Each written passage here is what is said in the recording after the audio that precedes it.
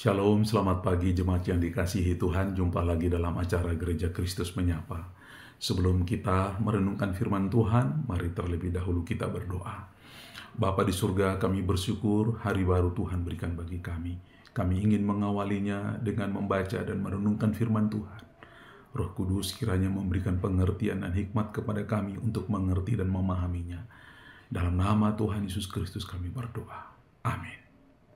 Jemaat yang dikasihi Tuhan, renungan firman Tuhan kita pada pagi hari ini terambil dari Bilangan 22 ayat yang ke-12 dan ayat yang ke-13 yang berbunyi demikian. Lalu berfirmanlah Allah kepada Bileam, "Janganlah engkau pergi bersama-sama dengan mereka, janganlah engkau mengutuk bangsa itu, sebab mereka telah diberkati." Bangunlah Bileam pada waktu pagi, lalu berkata kepada pemuka-pemuka Balak, "Pulanglah ke negerimu, sebab Tuhan tidak mengizinkan aku pergi bersama-sama dengan kamu." Jemaat yang dikasihi Tuhan, tema renungan kita pada pagi hari ini adalah hidup benar di hadapan Allah. Kata benar berarti tidak salah. Kata benar juga di dalam Perjanjian Lama selalu dikaitkan dengan hidup benar atau hidup takut akan Tuhan. Bahkan kata benar ini juga selalu dikaitkan dengan hidup sesuai dengan Taurat Tuhan atau hidup sesuai dengan firman Tuhan. Di dalam pembacaan firman Tuhan kita ini, kita mau merenungkan tentang bagaimana hidup benar di hadapan Allah. Terdapat dua hal yang perlu kita renungkan, bagaimana kita hidup benar di hadapan Allah. Yang pertama, tantangan hidup benar di hadapan Allah. Tantangan hidup benar di hadapan Allah. Mari kita membaca ayat yang ke-5 sampai dengan ayat yang ke-6.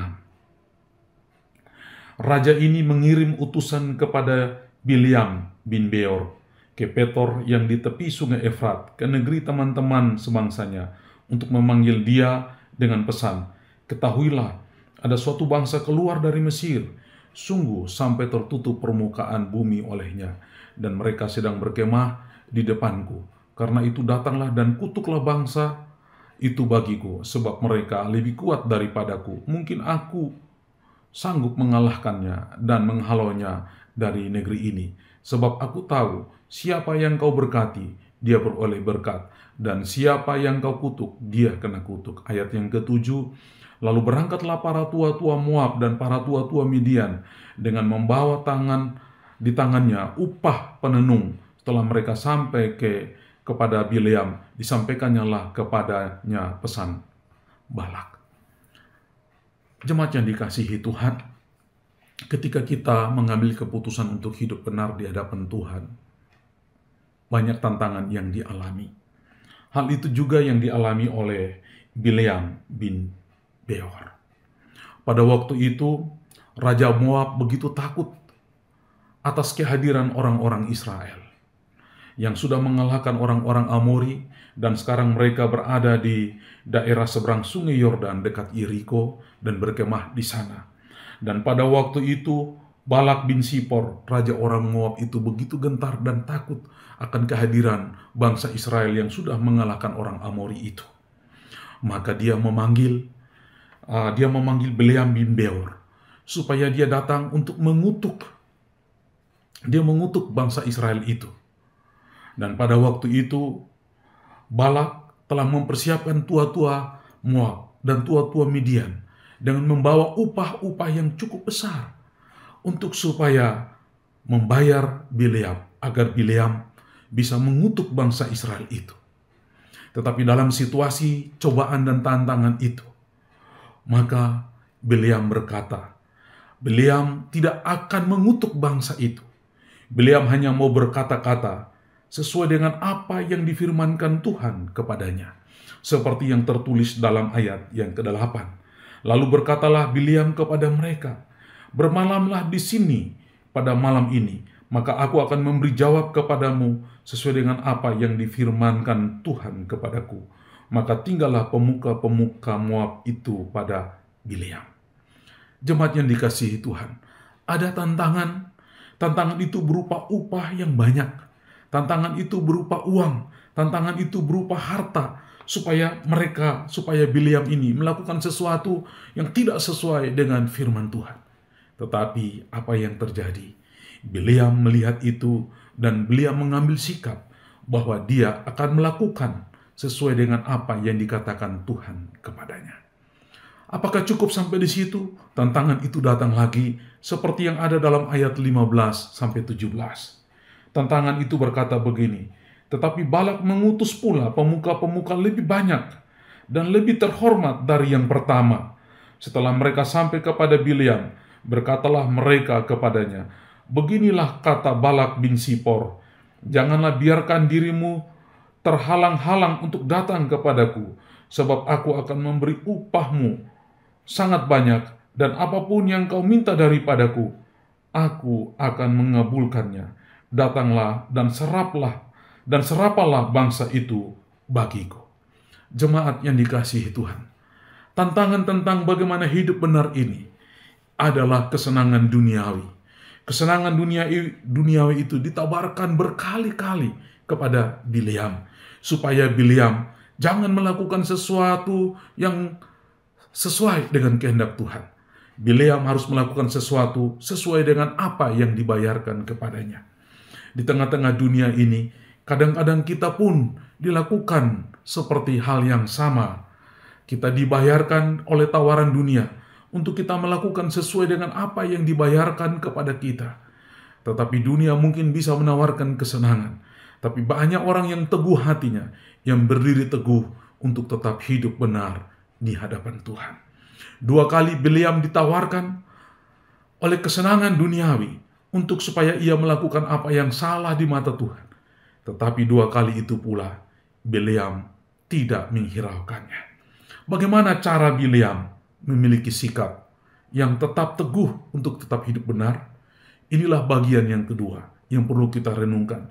Jikalau tadi adalah tantangan bagaimana kita hidup benar di hadapan Tuhan, sekarang adalah sikap terhadap tantangan itu dalam hidup kita. Sikap itu apa? Sikap itu mari kita membaca di dalam ayat yang ke-8. Bileam berkata, maka aku akan memberi jawab kepadamu sesuai dengan apa yang difirmankan Tuhan kepadaku. Bapak, Ibu, dan saudara-saudara, ada tantangan yang besar, tapi Bileam mengambil sikap untuk berkomitmen untuk tetap pada firman Tuhan. Apa yang dikatakan oleh firman Tuhan, itulah yang Bileam sampaikan. Itulah yang Bileam hidupi di dalam firman itu. Bahwa di dalam firman itulah Bileam menjadi kuat. Mari kita membaca di dalam ayat yang ke-18. Tetapi Bileam menjawab kepada pegawai-pegawai Balak, sekalipun Balak memberikan kepadaku emas dan perak seistana penuh, aku tidak akan sanggup berbuat sesuatu yang kecil ataupun yang besar, yang melanggar titah Tuhan Allahku. Bapak, Ibu, dan saudara-saudara, di tengah-tengah dunia yang mendorong kita untuk hidup tidak benar di hadapan Tuhan, kadang-kadang untuk mendapatkan keuntungan bagi hidup kita, kita bisa saja untuk melakukan hal-hal yang tidak benar. Tetapi ketika kita berkomitmen kepada firman Tuhan, maka kita pun tertolong. Maka disitulah kita menjadi orang yang hidup benar di hadapan Tuhan. Marilah kita berkata seperti Bileam, sekalipun Balak memberikan kepadaku emas dan perak seistana penuh, aku tidak akan sanggup berbuat sesuatu yang kecil ataupun yang besar, yang melanggar titah Tuhan Allahku. Dan itu terjadi seperti yang tertulis di dalam pasal 24 ayat 12 dan 13 yang berkata begini. Tapi berkatalah Bileam kepada Balak, bukankah telah kukatakan juga kepada utusan-utusan yang kau kirim kepadaku, sekalipun Balak memberikan kepadaku emas dan perak seistana penuh, aku tidak akan sanggup melanggar titah Tuhan dengan berbuat baik atau jahat atas kemauanku sendiri. Apa yang akan difirmankan Tuhan, itulah yang akan kukatakan. Pada waktu itu Bileam dibayar untuk supaya mengutuki bangsa Israel, untuk bersumpah serapah kepada bangsa Israel. Tetapi firman Tuhan datang kepada Bileam, supaya Bileam memberkati bangsa Israel. Apa yang dikatakan Tuhan, itulah yang dilakukan oleh Bileam. Bapak, Ibu, dan saudara-saudara, ketika kita hidup benar di hadapan Allah, maka firman Tuhan itu akan mengawal kita untuk kita dapat melepaskan diri dari tawaran dunia yang dapat membawa kita untuk berpaling dari Tuhan kepada harta duniawi ini. Marilah kita hidup benar di hadapan Tuhan dengan menyingkirkan semua kesenangan-kesenangan duniawi yang dapat membawa kita jauh dari hadapan Tuhan. Marilah kita belajar dari Bileam, bahwa sekalipun ada tawaran dari dunia itu untuk supaya dia mengutuki Israel, supaya dia berkata tidak benar kepada Israel, tetapi Tuhan menolong dia dengan firman-Nya untuk berkata benar apa adanya sesuai dengan firman Tuhan. Mari kita hidup dalam firman Tuhan, karena itulah yang menolong kita untuk kita hidup tetap benar di hadapan Tuhan. Ambillah waktu yang banyak dalam hidupmu untuk merenungkan firman Tuhan tiap-tiap hari. Berikanlah waktu pada pagi hari, pada waktu malam hari, atau pada waktu di dalam kehidupanmu yang terbaik untuk membaca dan merenungkan firman Tuhan. Karena itulah yang akan menjagamu daripada segala godaan dunia ini. Terpujilah Tuhan, firman Tuhan menjadi berkat bagi kita. Mari kita berdoa. Bapa di surga, biarlah firman-Mu menjadi berkat bagi kami.